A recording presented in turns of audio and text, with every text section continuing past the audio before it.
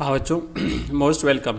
ये है अपना नेक्स्ट चैप्टर समकालीन विश्व में सुरक्षा। इसके हम टॉप 20 क्वेश्चंस करने जा रहे हैं। सारे के सारे एक बार अति लघुत्रात्मक प्रश्न हम इसमें करेंगे ताकि ऑब्जेक्टिव टाइप भी कवर हो जाए, रिक्त स्थान भी कवर हो जाए और अति लघुत्रात्मक भी कवर हो जाए। आइए शुरू करते हैं। पहला प्रश्न देखो, सुरक्षा का बुनियादी अर्थ क्या है? तो सुरक्षा का बुनियादी अर्थ है खतरे से आज़ादी। मतलब किसी भी प्रकार के खतरे से अगर आज़ादी मिल जाए तो उसे हम सुरक्षा कहेंगे। बिल्कुल सिंपल से प्रश्न है और इसी तरीके से सीधे सीधे आपकी परीक्षा में पूछे जा रहे हैं, इसलिए आप एक बार रिवाइज कर लीजिए। दूसरा प्रश्न देखिए, युद्ध की स्थिति में किसी देश से के कौन से केंद्रीय मूल्य खतरे में आ जाते हैं? तो इसमें है आम स्त्री पुरुषों के केंद्रीय मूल्य। मतलब जो भी स्त्री पुरुषों के से संबंधित जो चीज़ें होती है वो सबसे ज़्यादा प्रभावित होती है ना। नागरिकों की जान माल की हानि आदि सारी इसमें आते हैं। अगला क्वेश्चन देखो, एंटी बैलिस्टिक मिसाइल संधि किस वर्ष हुई थी?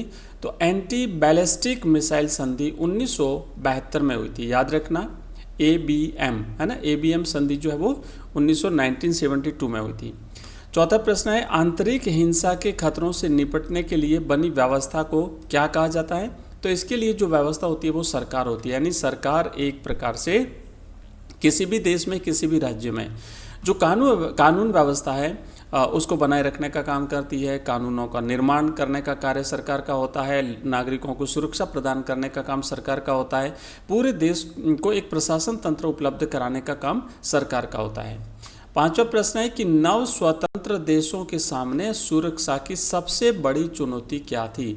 जो नए राष्ट्र जो स्वतंत्र हुए थे उनके सामने सबसे बड़ी सुरक्षा की अगर हम बात करें, चुनौती की अगर हम बात करें तो वो थी पड़ोसी देश से युद्ध और आंतरिक संघर्ष। दोनों स्थितियां थी, क्योंकि नया नया देश आज़ाद हुआ और उसके लिए क्या होता है कि जो पड़ोसी देश होते थे वो भी उसे अपने अधीन करने के लिए, उसकी ज़मीन को हथियाने के लिए जो है वो युद्ध थोप देते थे, और साथ ही साथ आंतरिक संघर्ष भी बहुत सारी स्थितियों में बना रहता था। छठा प्रश्न देखिए, पारंपरिक बाह्य सुरक्षा नीति के कोई दो तत्व लिखिए। अगर हम परंपरागत सुरक्षा की बात करें बच्चों, आंतरिक सुरक्षा और परंपरागत सुरक्षा दो चीज़ें होती हैं। तो जो परंपरागत सुरक्षा कि जो परंपरागत बाह्य सुरक्षा है उसके लिए एक तो शक्ति संतुलन और एक होता है गठबंधन बनाना। नेक्स्ट देखो, सातवां प्रश्न है, किस शासन व्यवस्था में गरीब और वंचित नागरिक भी अपनी आवाज़ उठा सकते हैं? तो वो होता है लोकतांत्रिक शासन व्यवस्था। इसके अलावा कोई भी व्यवस्था नहीं है, चाहे वो राजतंत्र हो, चाहे वो सैनिक तानाशाह हो, उसमें जो है वो आम जो लोग होते हैं वो अपनी आवाज़ नहीं उठा सकते। नेक्स्ट प्रश्न देखिए, आठवां प्रश्न है कि मानवता की सुरक्षा का प्राथमिक लक्ष्य क्या है? तो मानवता की सुरक्षा का प्राथमिक लक्ष्य है बच्चों लोगों को सुरक्षा प्रदान करना, व्यक्तियों की सुरक्षा करना, नागरिकों की सुरक्षा करना। ये मानवता की सुरक्षा का प्राथमिक लक्ष्य होना चाहिए। नौवां प्रश्न देखो, महासागरों के बढ़ते जल स्तर से सर्वाधिक खतरा किन दो देशों को है? तो एक तो मालदीव को है और साथ ही साथ दूसरा जो राष्ट्र वो है बांग्लादेश। इनके जो तटीय इलाके हैं वो सबसे पहले डूबेंगे। अगला क्वेश्चन 10वां है, विश्व सुरक्षा का क्या अर्थ है? तो विश्व सुरक्षा से आशय है पृथ्वी के बढ़ते तापमान, अंतर्राष्ट्रीय आतंकवाद और एड्स जैसे असाध्य रोगों पर रोक लगाना। यह है विश्व सुरक्षा। अगला क्वेश्चन देखो, सुरक्षा की अपारंपरिक धारणा के दो पक्ष लिखिए। तो पहला तो है मानवता की सुरक्षा और दूसरा है विश्व की सुरक्षा। 12वां प्रश्न देखो, आंतरिक रूप से विस्थापित जन से क्या आशय है? तो आंतरिक रूप से विस्थापित जन ऐसे लोगों को कहते हैं जो लोग राजनीतिक उत्पीड़न, जातीय हिंसा आदि किसी कारण से अपना मूल निवास छोड़कर अपने ही देश अथवा राष्ट्र की सीमा के भीतर रह रहे हैं।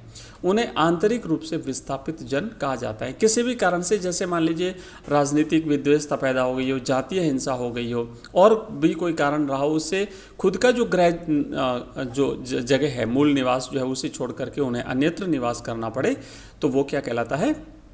वो आंतरिक रूप से विस्थापित जन कहलाता है।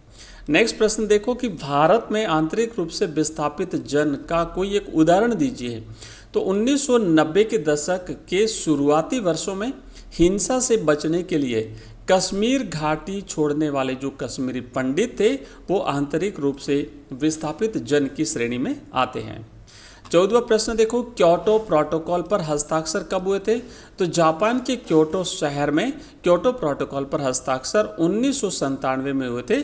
इसका राइट आंसर है 1997। क्योटो जापान का एक शहर है। नेक्स्ट प्रश्न देखो 15वां है, अपारंपरिक सुरक्षा से क्या तात्पर्य है? तो बच्चों देखो, दो प्रकार की सुरक्षा होती है, एक पारंपरिक सुरक्षा और एक होती है अपारंपरिक सुरक्षा।